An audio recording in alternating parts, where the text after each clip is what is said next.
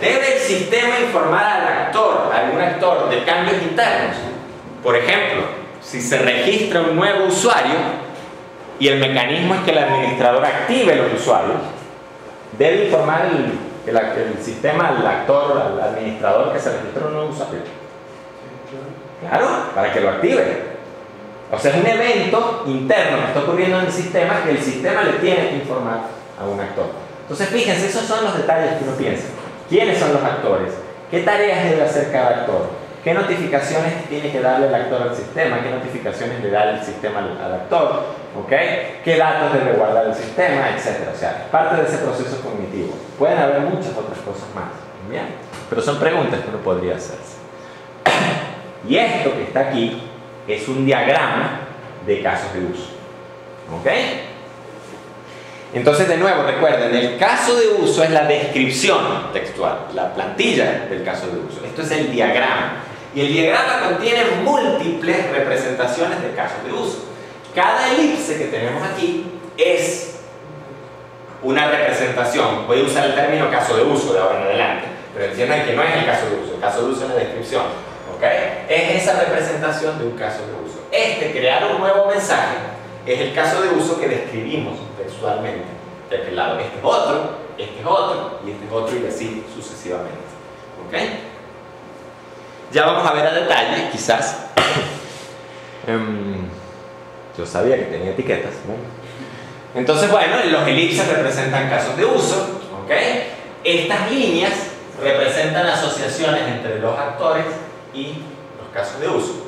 ¿Okay? O sea, este actor está involucrado, participa de alguna manera en el caso de uso. Por lo tanto, en la planilla de la descripción textual él va a ir en la sección de actores. ¿Sí?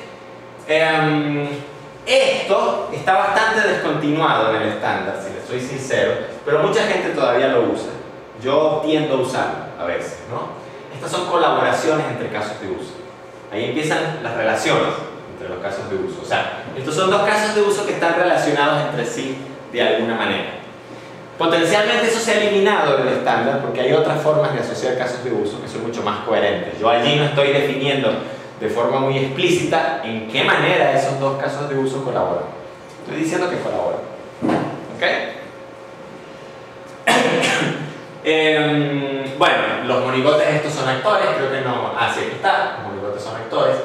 Estos que están aquí, ese recuadro que envuelve los casos de uso, son los límites del sistema. ¿Qué significa? Todo lo que está dentro de ese recuadro es parte del sistema. Es parte del problema que tenemos entre manos. ¿Bien? Lo que esté fuera de ese recuadro no es parte del sistema, es algo externo. Fíjense, los actores son cosas externas al sistema, que participan en el sistema, pero son externos al sistema. ¿Bien? Yo puedo representar, vamos a ver más adelante, como actores otros sistemas. ¿Ya? Y entonces eso es algo que está fuera del sistema. Y ya vamos a hablar de eso. Lo interesante es que los usuarios pueden tener una relación de generalización o de especialización, de herencia, como ustedes la conocen. O sea, ¿qué estoy diciendo aquí? Estoy diciendo que tengo un usuario, un actor usuario, y del actor usuario hereda, en este caso, aquí justo yo tengo una suerte para que las líneas caigan justo en los bordes del bloque, ¿no? Pero aquí créanme que hay una línea con una flecha triangular, ¿ok? Lo que estoy diciendo es que usuario autenticado hereda de usuario, moderador hereda de usuario autenticado. O sea, si usuario autenticado tiene cierta funcionalidad asociada a él, cosas que puede hacer, perdón, usuario, cosas que puede hacer, y noten que esas cosas que pueden hacer se traducen en una relación entre el usuario y el caso de uso, ¿ok? Por lo tanto, si usuario autenticado hereda de usuario y usuario autenticado tiene cierta funcionalidad que puede hacer, él también puede hacer, además de lo propio, todo lo que hace el usuario. Hereda esa funcionalidad asociada. Lo mismo sucede con el moderador. Hereda la funcionalidad asociada al usuario autenticado. O sea, un moderador es un usuario autenticado y a su vez es un usuario. El moderador puede perfectamente leer mensajes, puede perfectamente ver la lista de mensajes y así sucesivamente. ¿Preguntas? Entonces fíjense, Una manera interesante de quitarnos las precondiciones, ¿se acuerdan en el caso de la precondición de que el usuario debe estar autenticado? ¿Se acuerdan de esa precondición? Es con herencia. Porque yo puedo decir, a ver, el usuario normal, ¿qué puede hacer? Puede leer un mensaje, ver la lista de mensajes, ingresar al sistema. Esos tres casos de uso. ¿El usuario normal puede crear un nuevo mensaje según esto? No, porque es un usuario normal. ¿Okay? El usuario autenticado puede crear un nuevo mensaje y puede leer los mensajes. ¿Estamos de acuerdo? ¿Okay? Fíjense en algo. ¿Qué tal si yo en vez de poner una precondición en crear mensaje que diga el usuario debe estar autenticado, no pongo esa precondición, organizo los casos de uso de esta manera y digo, bueno, ingresar al sistema. El usuario introduce su login y su password y envía la información. El sistema valida que el login y el password concuerden con algún usuario existente en el sistema. Si eso es cierto, el usuario se transforma en un usuario autenticado. ¿Se dan cuenta? Y lo pongo como poscondición inclusive. Si todo sale bien, se transforma en un usuario autenticado.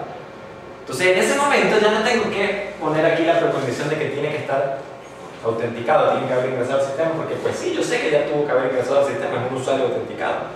¿Dónde se autenticó? Ingresar al sistema. ¿Ok?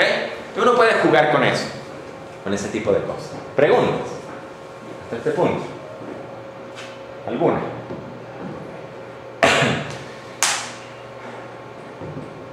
Ahora empezamos a establecer relaciones un poquito más complejas entre los casos de uso. Estas relaciones nos permiten reutilizar de alguna forma algunos textos, algunas descripciones de los casos de uso para no redundar, ¿ok? Y para escribir menos y organizar mejor las cosas. Entonces esto es un ejemplo abstracto, no tiene ninguna funcionalidad particular. Pero fíjense, uno puede decir, por ejemplo, que un caso de uso incluye a otro caso de uso. Y eso se representa con una flecha de línea punteada, ¿ok? Dash, y una flecha que no es triangular, ¿sí? No sé cuál es el nombre realmente particular de esa flecha. ¿Bien? Y se utiliza el estereotipo, y esto es un estereotipo, ¿okay? Un sello que uno le puede poner a ciertos elementos de UML para diferenciarlos de otros, para resaltar características especiales. Utiliza el estereotipo include. El estereotipo include es importante porque fíjense que hay otro principio, otra semántica, que es la extensión. O sea, aquí estoy diciendo que este caso de uso extiende a este caso de uso. Y aquí tenemos problemas porque no lo extiende en términos de herencia. Lo complementa, si quisiera. Un sinónimo, a ver, ¿quién me ayuda? Lo extiende, lo complementa, lo amplía. Podrían verlo de esa manera, ¿ok? Estoy seguro que hay una palabra más puntual que ahorita no me viene a la cabeza. Entonces, fíjense, si uno no usa los estereotipos, yo no sé realmente si lo de abajo es una extensión o una inclusión. ¿Se dan cuenta? No tengo forma de diferenciar. Y la otra posible relación es la relación de especialización. Uno dice, bueno, a ver, aquí tengo un caso de uso general y aquí lo especializo con un caso de uso más particular. Por ejemplo, este caso de uso es ventas y este caso de uso es ventas telefónicas. ¿Me sigue? Entonces, en ventas voy a tener ciertas cosas que son generales a todas las ventas, pero en ventas telefónicas voy a tener ciertas cosas particulares a las ventas telefónicas. La semántica de la inclusión, vean a la inclusión como una función, ¿ok? Básicamente lo que estoy diciendo es que el caso de uso siempre que se ejecuta, que se corre, invoca al caso de uso incluido. ¿Ok? Entonces la semántica definida por el estándar de UML es de a juro se invoca el caso de uso incluido por el caso de uso que lo está incluido. O sea, caso de uso siempre invoca al caso de uso incluido. ¿Para qué les sirve esto? Si ustedes tienen, por ejemplo, una funcionalidad que es compartida entre varios casos de uso, en lugar de repetir la descripción en todos y cada uno de los casos de uso, simplemente ponen esa descripción de la funcionalidad en un caso de uso aparte y incluyen ese caso de uso desde los casos de uso que la utilizan. ¿Estamos claros allí? La extensión o el extend, la ampliación, podríamos llamarlo, es opcional. O sea, lo que yo estoy diciendo es que opcionalmente yo extiendo, yo cambio el comportamiento de este caso de uso con el comportamiento de este otro caso de uso. ¿Okay? Es una buena forma de cambiar el comportamiento de un caso de uso sin tocar el caso de uso mucho, sin tener que reescribir este caso de uso, simplemente extiendo. Y la herencia, bueno, ya les comentaba, ¿okay? Es una forma de definir cierto comportamiento general en el caso de uso padre y especializarlo en casos de uso hijos. Ahora vemos ejemplos concretos.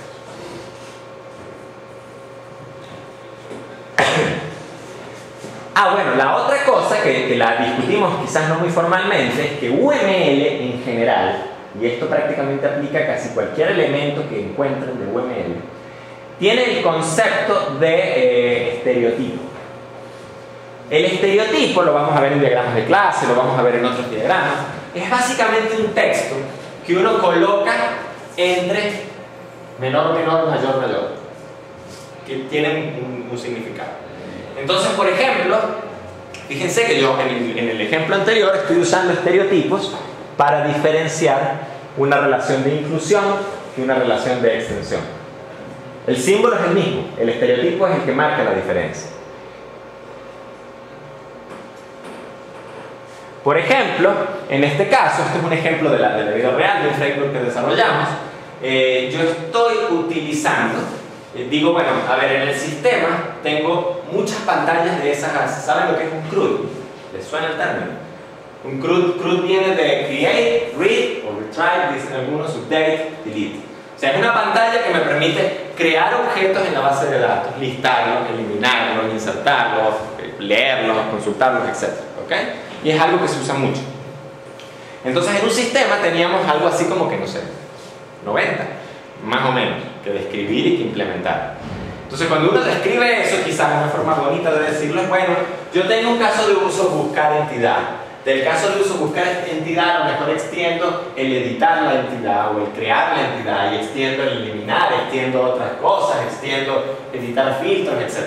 Y eso había que repetirlo una y otra vez para los 80 casos de uso, era básicamente lo mismo. Entonces, ¿qué fue lo que hicimos? Dijimos, no, vamos a apelar a este concepto, el concepto del CRUD, y definimos un estereotipo CRUD. Y cuando tenemos que editar, por ejemplo, la entidad banco, o la entidad empleado, o la entidad lo que sea, ponemos un caso de uso con el nombre de la entidad y el estereotipo, en lugar de poner 1, 2, 3, 4, 5, 6 casos de uso o más. ¿Ya? Entonces los estereotipos son útiles para eso. Y en el diagrama de clase, no hemos visto clases todavía, diagramas de clase, pero ya lo vamos a ver. Yo estoy poniendo que la entidad es un CRUD, o sea, es una entidad que se maneja con ese tipo de estrategia. Ojo, realmente el detalle de esto en particular no importa mucho, lo que importa es el concepto de estereotipo en sí mismo. O sea, es algo que uno pone para marcar, digámoslo así, un elemento de UML y marcarlo como algo especial y diferenciarlo de otro elemento de UML. ¿Okay? Eso es lo importante realmente. Ok. Fíjense que los estereotipos son útiles en este caso, los puedo utilizar en los actores. Y allí tengo